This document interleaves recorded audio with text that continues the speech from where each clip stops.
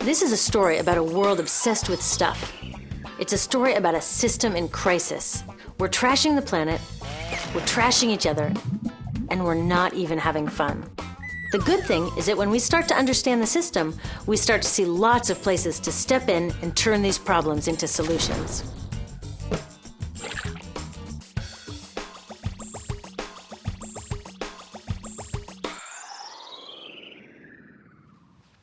One of the problems with trying to use less stuff is that sometimes we feel like we really need it. What if you live in a city like, say, Cleveland, and you want a glass of water? Are you going to take your chances and get it from the city tap? Or should you reach for a bottle of water that comes from the pristine rainforest of Fiji? Well, Fiji brand water thought the answer to this question was obvious, so they built a whole ad campaign around it. It turned out to be one of the dumbest moves in advertising history. You see, the city of Cleveland didn't like being the butt of Fiji's jokes, so they did some tests, and guess what? These tests showed a glass of Fiji water is lower quality, it loses taste tests against Cleveland Tap, and costs thousands of times more. This story is typical of what happens when you test bottled water against tap water. Is it cleaner? Sometimes, sometimes not. In many ways, bottled water is less regulated than tap. Is it tastier? In taste tests across the country, people consistently choose tap over bottled water. These bottled water companies say they're just meeting consumer demand. But who would demand a less sustainable, less tasty, way more expensive product, especially one you can get for almost free in your kitchen? Bottled water costs about 2,000 times more than tap water. Can you imagine paying 2,000 times the price of anything else? How about a $10,000 sandwich? Yet people in the US buy more than 500 million bottles of water every week. That is enough to circle the globe more than 5 times. How did this come to be? Well, it all goes back to how our materials economy works, and one of its key drivers, which is known as manufactured demand. If companies want to keep growing, they have to keep selling more and more stuff. In the 1970s, giant soft drink companies got worried as they saw their growth projections starting to level off. There's only so much soda a person can drink. Plus, it wouldn't be long before people began realizing soda is not that healthy and turned back to, gasp, drinking tap water. Well, the companies found their next big idea in a silly designer product that most people laughed off as a passing yuppie fad. Water is free, people said back then. What will they sell us next? Air? So how do you get people to buy this fringe product? Simple. You manufacture demand. How do you do that? Well, imagine you're in charge of a bottled water company. Since people aren't lining up to trade their hard-earned money for your unnecessary product, you make them feel scared and insecure if they don't have it. And that's exactly what the bottled water industry did. One of their first marketing tactics was to scare people about tap water with ads like Fiji's Cleveland campaign. When we're done, one top water executive said, tap water will be relegated to showers and washing dishes. Next, you hide the reality of your product behind images of pure fantasy. Have you ever noticed how bottled water tries to seduce us with pictures of mountain streams and pristine nature?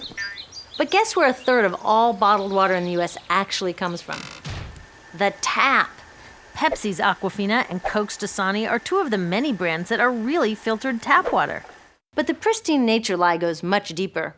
In a recent full-page ad, Nestle said, bottled water is the most environmentally responsible consumer product in the world. What? They are trashing the environment all along the product's life cycle. Exactly how is that environmentally responsible? The problems start here with extraction and production, where oil is used to make water bottles. Each year, making the plastic water bottles used in the US takes enough oil and energy to fuel 1 million cars. All that energy spent to make the bottle, even more to ship it around the planet, and then we drink it in about 2 minutes? That brings us to the big problem at the other end of the life cycle, disposal. What happens to all these bottles when we're done? 80% end up in landfills, where they will sit for thousands of years, or in incinerators, where they are burned, releasing toxic pollution. The rest gets collected for recycling. I was curious about where the plastic bottles that I put in the recycling bins go. I found out that shiploads were being sent to India, so I went there. I will never forget riding over a hill outside Madras, where I came face to face with a mountain of plastic bottles from California. Now, real recycling would turn these bottles back into bottles. But that wasn't what was happening here. Instead, these bottles were slated to be downcycled, which means turning them into lower quality products that would just be chucked later. The parts that couldn't be downcycled were thrown away there, shipped all the way to India just to be dumped in someone else's backyard. If bottled water companies want to use mountains on their labels, it would be more accurate to show one of these mountains of plastic waste. Scaring us, seducing us, and misleading us. These strategies are all core parts of manufacturing demand. Once they've manufactured all this demand, creating a new multi-billion-dollar market, they defend it by beating out the competition. But in this case, the competition is our basic human right to clean, safe drinking water. Pepsi's vice chairman publicly said, "The biggest enemy is tap water." They want us to think it's dirty and bottled water is the best alternative. In many places, public water is polluted, thanks to polluting industries like the plastic bottle industry. And these bottled water guys are all too happy to offer their expensive solutions, which keep us hooked on their products. It is time we took back the tap. That starts with making a personal commitment to not buy or drink bottled water unless the water in your community is truly unhealthy. Yes, it takes a bit of foresight to grab a reusable bottle on the way out, but I think we can handle it. Then take the next step. Join a campaign that's working for real solutions, like demanding investment in clean tap water for all. In the US, tap water is underfunded by $24 billion, partly because people believe drinking water only comes from a bottle. Around the world, 1 billion people don't have access to clean water right now. Yet cities all over are spending millions of dollars to deal with all the plastic bottles we throw out. What if that money was spent improving our water systems, or better yet, preventing pollution to begin with? There are many more things we can do to solve this problem. Lobby your city officials to bring back drinking fountains. Work to ban the purchase of bottled water by your school, your organization, or entire city. This is a huge opportunity for millions of people to wake up and protect our wallets, our health, and the planet. The good news is it's already started. Bottled water sales have begun to drop while business is booming for safe, refillable water bottles. Yay!